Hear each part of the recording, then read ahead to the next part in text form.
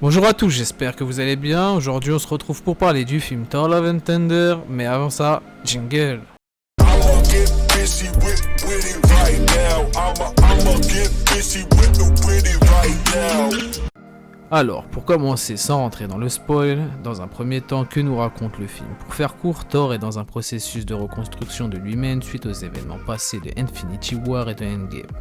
Malheureusement, Gorr, le boucher des dieux, qui tue les dieux à l'appel à travers toute la galaxie, va écarter de toutes ses méditations et le travail qu'il fait actuellement sur lui-même et va partir combattre la menace accompagné de Korg, Valkyrie et plus tard de Jane Foster. A ses côtés, Pierre Anton Schill à découvrir le mystère de Gorr et à le vaincre.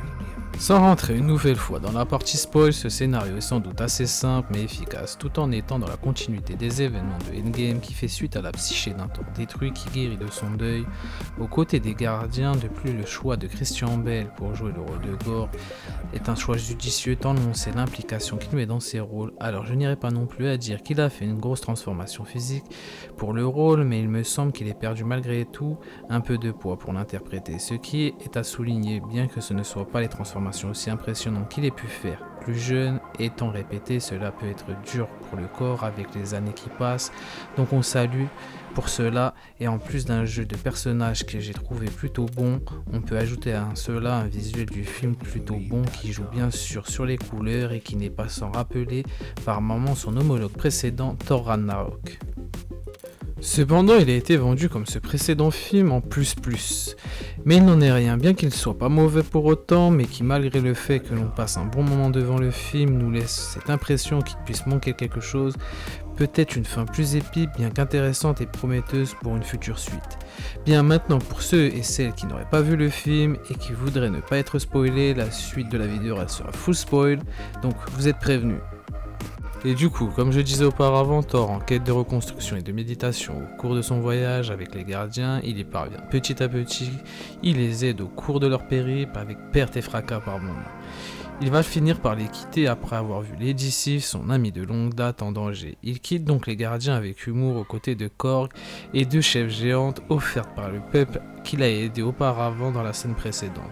Elles auront leur rôle à jouer par la suite et c'est certainement les éléments les plus drôles du film. Mais pour revenir à la séparation de Thor et des gardiens, c'est un choix judicieux. Ils auraient pu faire partie de cette nouvelle aventure, mais cela est une bonne chose pour le film. Après tout, cela reste le film de Thor. Et que l'on dise du bien ou du mal du film, ce qui est certain, c'est qu'on sent cette volonté de rendre le personnage de Dieu qu'il est plus accessible aux yeux des spectateurs, qui s'inscrit dans la continuité de l'opus précédent. Cependant, dans ce film, cela est bien plus appuyé, se rapprochant d'un ton des Gardiens de la Galaxie, ce qui fait sens de le voir les rejoindre à la fin de Endgame, et de les retrouver en ce début de film, ce qui suit comme la bataille de New Asgard entre un ton à la fois sérieux et comique pour en déranger plus d'un, ce qui est logique car cela peut quelque peu nous sortir de l'enjeu de la bataille. Néanmoins, cela marche beaucoup mieux quand les trois protagonistes doivent se rendre sur le royaume de Zeus, Olympe, par le biais de Stormbreaker, mais aussi des chèvres offertes à Thor, cela est bien plus fun. La découverte du cancer de Jane est intéressante également, mais nous y reviendrons au cours de la vidéo. Le visuel du film, quant à lui, en particulier dans ce passage au Mont Olympe, est très beau et la dispute entre Thor et Zeus est assez bien réfléchie pour amener aux prochaines batailles du prochain film, qui nous a été teasé dans la première scène post-crédit, bien que pour le moment je sois assez sceptique sur le choix du personnage pour l'interprétation de Hercule, en la personne de Brett Goldstein, mais laissons-lui sa chance, nous pourrions être surpris. Ensuite, le traitement de Gorr qui récupère la nécro-épée pour se venger quant à lui, bien que déjà vu, amène un réel background au personnage, et de réelles justifications quant à ses actes. Petite parenthèse concernant la nécro-épée qui a été créée par Knull pour les connaisseurs, cela pourrait l'amener subtilement dans l'avenir du MCU. On peut souligner également le traitement de Korg en tant que personnage LGBT qui a déplu à pas mal de personnes. L'envie étant une représentation de toutes les communautés afin que tout le monde puisse s'identifier est pertinent. Mais Valkyrie représentant déjà cela, était-ce impératif que Gorr le soit également? Chacun aura son avis sur la question. Quant à la fin, comme je le disais, que l'on octroie les pouvoirs de Thor aux enfants que Gorr a kidnappés, même pour une courte durée, comme il le souligne lui-même, et c'était assez drôle, ça impacte directement sur la menace que Gorr est. En termes de crédibilité, il est quand même surnommé le tueur de Dieu.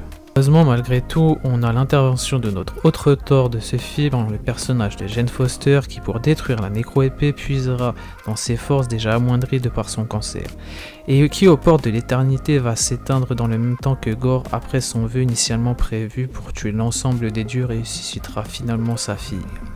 Après avoir repris ses esprits sans l'influence de l'épée et être rassuré quant à l'avenir de sa fille dans ses derniers instants par Jane, on aura donc Thor dorénavant comme figure paternelle après l'avoir vu au cours des films dans un premier temps immature dans le premier volet et grandir au fur et à mesure des films, et cette relation sera certainement assez facile et crédible étant donné que la petite Love est jouée par ni plus ni moins que la propre fille de Chris Hemsworth, notre fameux Thor à l'écran, et la relève arrive donc, elle aura un grand rôle dans l'avenir quand on s'aperçoit qu'elle est capable de soulever Stormbreaker, rien que ça.